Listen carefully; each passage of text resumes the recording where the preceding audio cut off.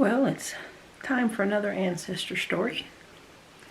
And I decided to do it on my 6th great-grandfather, Levi Bridgewater. He was born in 1761 in Fayette County, Pennsylvania. And he served in the Revolutionary War and was at Valley Forge with George Washington, which I think is totally cool. He is from my mom's dad's side of the family. And he and his wife, Patience Stillwell, were the parents of 12 children. And my ancestor was their second child, Eleanor Bridgewater, who married Henry Fisher, who were my 5th great-grandparents. Now, as I said, Levi was born in 1761, and in his Revolutionary War pension records, he says the record of his month and day has been lost, and he wasn't sure when he was born, just that he was born in 1761. His pension record's pretty cool. I've got copies of it here. Back in the day when you sent to the National Archives for it. Now you can go on Fold 3 and find all this kind of stuff, so that's cool too. Anyway, he first applied for a pension in 1822, and it says, on this 27th day of September, 1822, personally appeared in open court, being the Circuit Court of Washington County in the state of Indiana, and having, been in the jurisdiction and all cases, as will be held by criminal courts, Levi Bridgewater, age 61 years, a resident in Washington County, who being duly sworn according to law, doth on his oath declare that he served in the Revolutionary War as follows. In Fayette County, Pennsylvania, near Uniontown, he was enlisted by Captain James Neal's, that he was attached to serve in Captain James Neal's company of the 13th Virginia Regiment, commanded by Colonel William Russell, and that he enlisted for 3 years. That the regiment was marched to Philadelphia under command of Colonel Russell, and that to the best of his recollection, he enlisted on the 20th day of January, 1776. That early in the spring, they marched down and joined General Washington's army at the crossroads in Pennsylvania, and that he served the whole 3 years in the said 13th Regiment, which is from Virginia. But before his time was fully out, his captain resigned and left the regiment, and the company was then commanded by Captain Uriah Springer.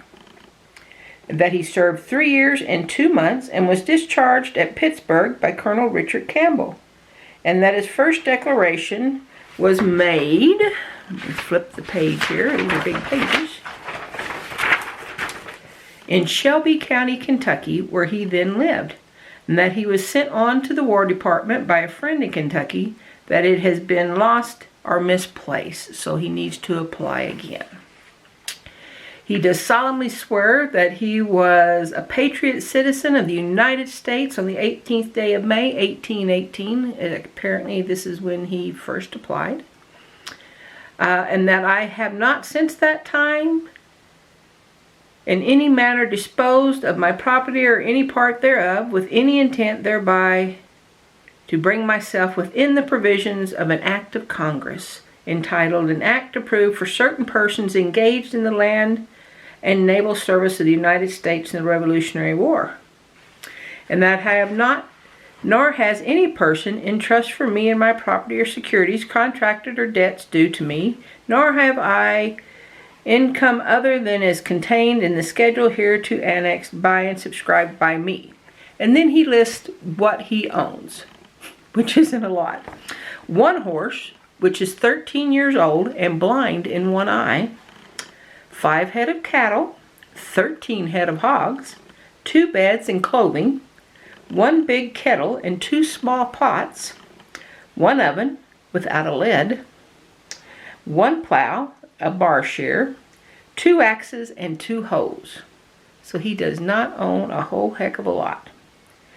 That I am a farmer by occupation and enjoying reasonable health, except some rheumatism which disables me from labor or has done so for some time past. My wife, Patience, is aged 43 years and has a weakly constitution. Her labor has labored under distress for a number of years. His youngest children, Elijah and Elisha, are twins. They're 16 years old at the time of this writing. They're tolerably stout, able to work. And then John, who is the baby of the family, is 14 years of age, enjoys reasonable health. And Polly is aged 24 years, single and healthy, but not under my control. But apparently she lives at home still, from the way it sounds. And then he made his mark, because apparently Levi could not read or write. And then this was sworn to him, subscribed before Davis Floyd, the clerk of the court, on the 27th day of September, 1822. His property was valued by the court as $79. He was a poor man. And then the clerk goes on to say that people know him in the county. They know that he did serve in the war. Then what has always, to me, was so cool when I received this, like I said, they were known to have 12 kids. Well, when I got this pension record from the National Archives many, many years ago, apparently to prove, because he died on the 30th of September, 1831. So about little over 8 years after he applied again for a pension, he died. And so his wife, Patience, his widow, her maiden name was Stillwell, and she was from Mammoth County, New Jersey.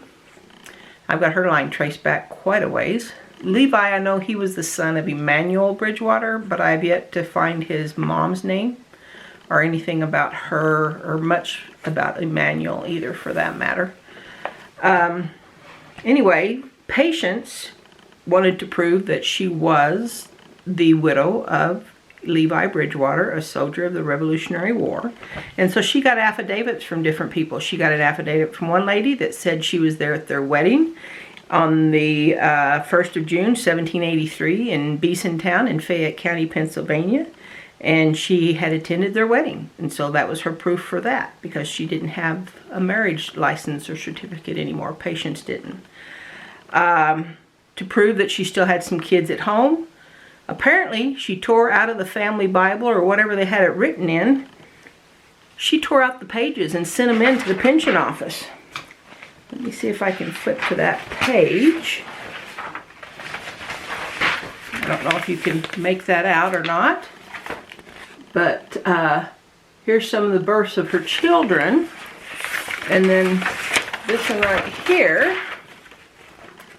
Oops, this way.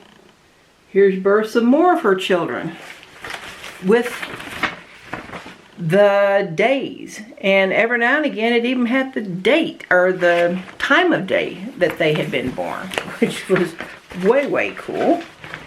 Like I said, Levi was marched to Philadelphia. He was with General Washington.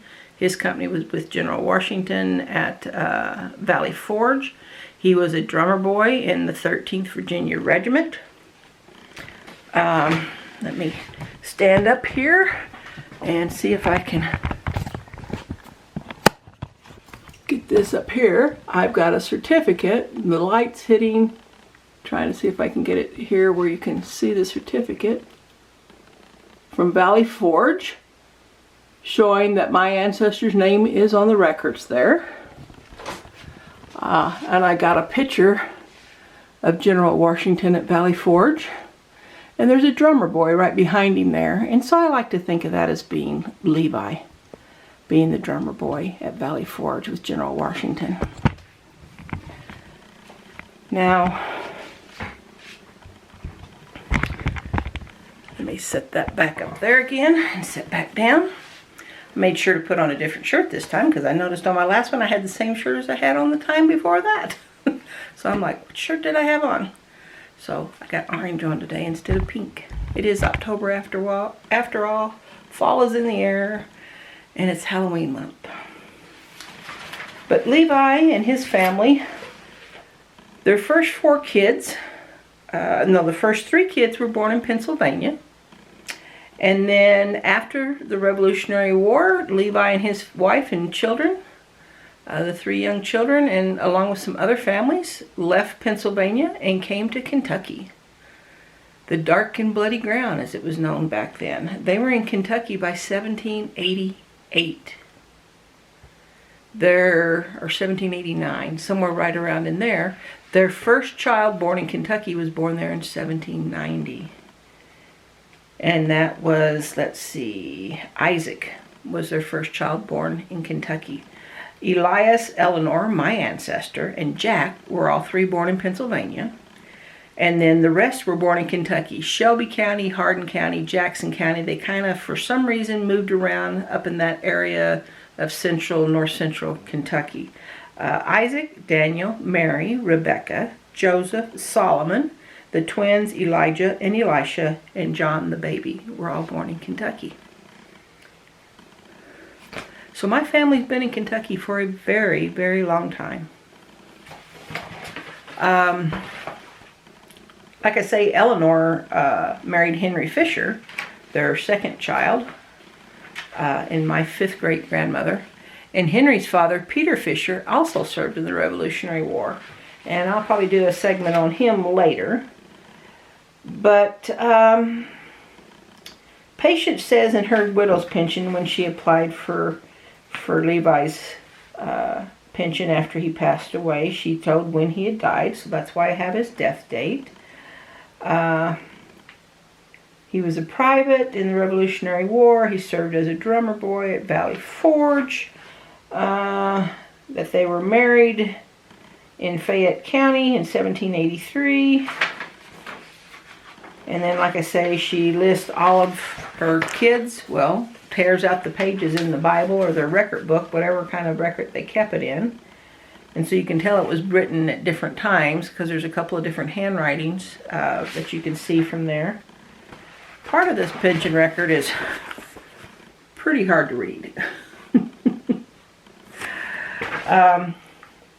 When my eyes are better, I could see that. I think I might have actually typed this up. I'll have to find that and see. Back when I could see better. But it was so cool to get all of their birth dates. All 12 kids. Because back in that time period, you don't have a record that shows you all the children's birth dates. People didn't keep track of that kind of thing a lot of times. And somebody wrote it down for them at different points. Because Levi and Patience both make their mark on their applications for a pension. So they couldn't write. Somebody wrote it down for them. But all of their kids are listed, all 12, with their birth dates. And so makes it a very, very good record. So their first child, Elias, was born in 1785. And like I said, it gives the month and the day for all 12. Their last child was born in 1807. So for 23 years she was having kids. 12 kids in 23 years. At least there was a break between, except for Elijah and Elisha, which were twins. That was a handful. Polly, I don't know if she ever married. She was still single and 24 years of age when her dad was applying for the pension. Now, some people online have got Polly being married to this guy down in Adair County, Kentucky. But my Bridgewater family was never down there. Polly was still with her mom and dad. 3 years after this Polly Bridgewater down in Adair County is getting married, she's still with her mom and dad, and they had moved across the river from Kentucky over into southern Indiana. So that Polly and my Polly are two different Pollys. And a gentleman had written me an email a few weeks ago, and I was thinking we were related until I did some more digging and then realized it's two different Pollys. And that happens a lot. You wouldn't think with the last name of Bridgewater there'd be that many around in Kentucky, but there were that many around in Kentucky. My Bridgewater stayed up north central Kentucky and then ended up moving over into southern Indiana when they died. And then my line, Eleanor's descendants, went back into Kentucky and then moved over to western Kentucky, where it ties in with the rest of my family. But Levi Bridgewater, 1776, he joins up. I mean, right when everything's just getting started and getting going. He's at Valley Forge that awful winter with General Washington. Now, on a side note, on my dad's side, my fourth great-grandfather, on his mother's side, Moses Woosley, he was also at Valley Forge and was a private out of a Virginia regiment. And I'll do a segment on him later, too, because I've got his pension record, too. I have a very patriotic family. They've served in all kinds of conflicts since the beginning of the colonies here in Mexico, from the French and Indian Wars to the Revolutionary War, the War of 1812, the Mexican War, the Civil War on both sides. Patriotic family who fought for their freedoms, just like we're fighting for our freedoms today, because we've got some people, an election coming up that is making things in the United States hanging on a balance, and we need to make right decisions. This isn't a political ad, but we need to retain the freedoms that our forefathers fought for. They served, they fought, they died, so that we could have the right to religious freedoms, the right to bear arms. And because of men like Levi Bridgewater, my sixth great-grandfather, or Moses Woosley, my fourth great-grandfather, because of men like them, and I've got numerous others that were also in the Revolutionary War, and all the wars before and after, that helped serve and help protect the freedoms that we enjoy today. And we need to keep protecting the freedoms that we enjoy today. Make sure you go out and vote. Vote. Can't speak here. Vote for who you think is the best candidate. Vote for who you know will do a good job and who will do what they said they will do. Now, for me in my house, we're voting for Trump.